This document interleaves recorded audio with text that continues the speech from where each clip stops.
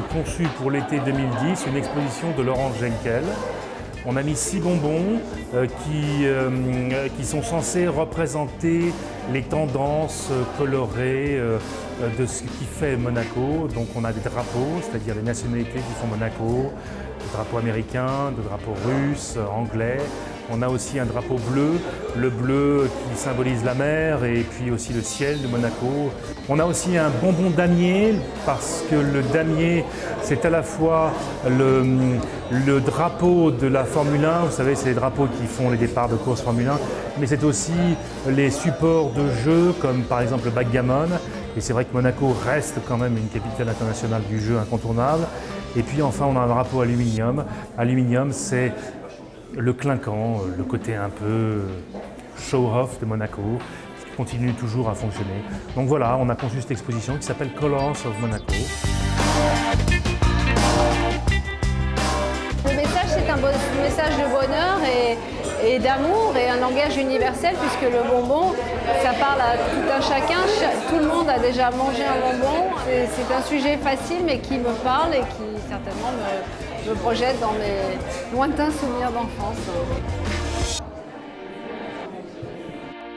Alors, en même temps, c'est un support, donc je le travaille comme une toile, donc je le décline. Et c'est vrai que mon art est un petit peu sorti du nouveau réalisme, du pop art.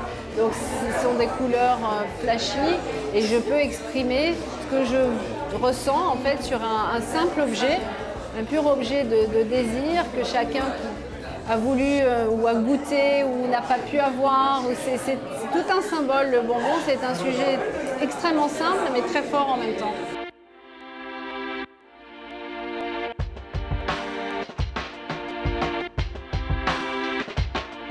Le wrapping, c'est ce que j'ai baptisé en fait en anglais, ça veut dire emballage. Et quand j'ai sorti ce bonbon, le premier bonbon, c'est instinctivement, je l'ai appelé wrapping parce que c'était une torsion comme un emballage de bonbon, un bonbon qu'on habille et qu'on déshabille. Donc c'est tout le sujet du bonbon.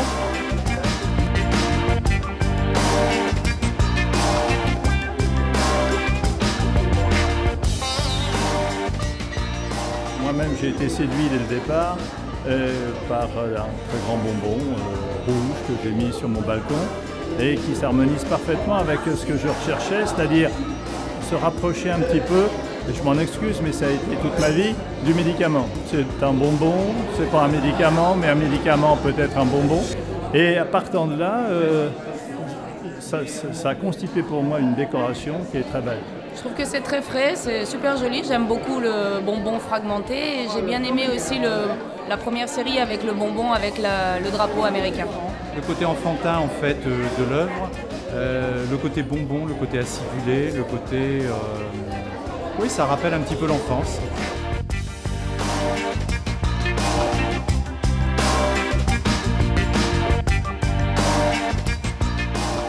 Chaque pièce est unique, c'est surtout ça qui fait l'intérêt des bonbons, c'est que je travaille la plaque donc dans un four et quand je sors cette plaque, la plaque c'est toujours une torsion et un drapé différent. C'est jamais la même chose. Je serais incapable de refaire 2 fois le même bonbon et c'est tout ce que j'aime parce que j'ai pas envie de faire 2 fois la même chose. Il n'y a que pour les séries de drapeaux où là j'ai décidé de faire des éditions de 8 pièces plus 4 éditions d'artistes, 4 épreuves d'artistes, en sachant que chaque bonbon est unique.